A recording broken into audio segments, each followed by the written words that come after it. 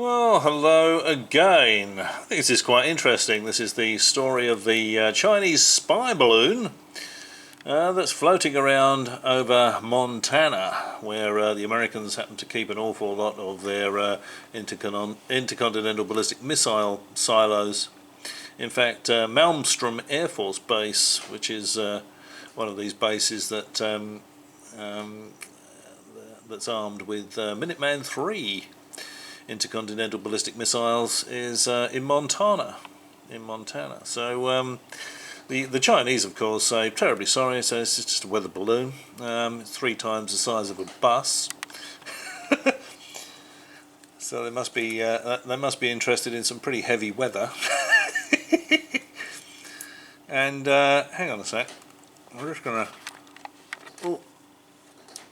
get my nice deluxe mechanical pencil. It looks as though it's got quite a significant solar array on it. It's trying to focus on the pencil, sorry about that. But this quite a significant solar array. It looks like this bit down here is the same as this bit up here. So whatever's on board this thing is going to be chewing up a fair bit of power by the look of it. Now the Americans have said, well, you know, it's not going to add particularly to the intelligence that they could gather with their spy satellites. I've heard this comment quite a lot, and I had a bit of a think about that, and I thought that's not strictly speaking true, because what a balloon can do that a satellite can't, apart from getting better images, of course, of stuff on the ground, and hear signals that are on the ground, you know, sort of staff chatter on their radios, portable radios. You probably wouldn't hear that from a satellite. What a balloon will do is attract American fighter aircraft. Now, you know, satellite obviously can't do that because they can't. The American fighter aircraft can't fly in space, contrary to popular belief. There's no secret space force. It's all nonsense. So what happens is, you know, the Americans scramble some of their fighter aircraft, some of their frontline fighter planes, F-22s, I think they sent up to have a look at this thing. So the balloon, with the sensors on the balloon, will be able to tell, you know, what the operational ceiling is of the F-22s. Would they be able to get up to it? Its altitude.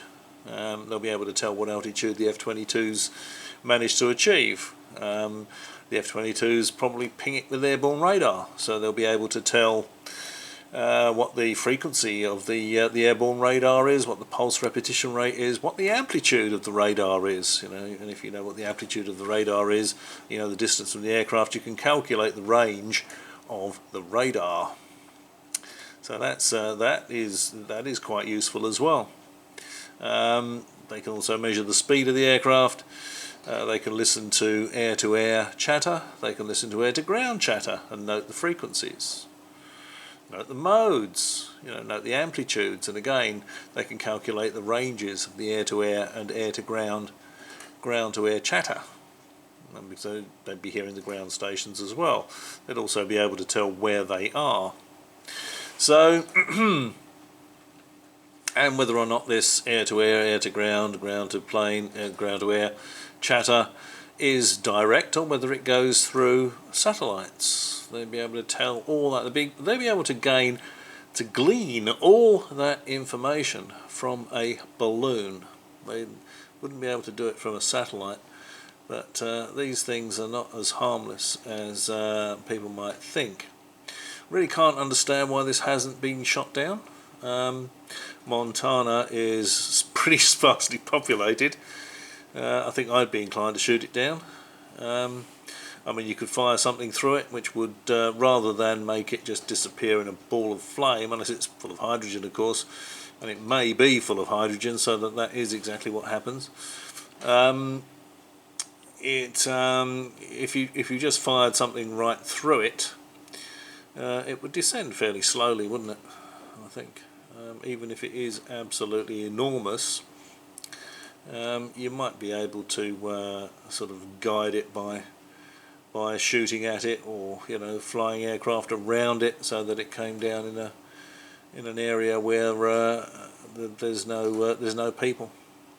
But Montana is it's not like it's flying over Los Angeles or flying over New York, where that statement would make sense. What they've said doesn't make any sense, unless they're concerned that it might actually have something in it, that if they popped it.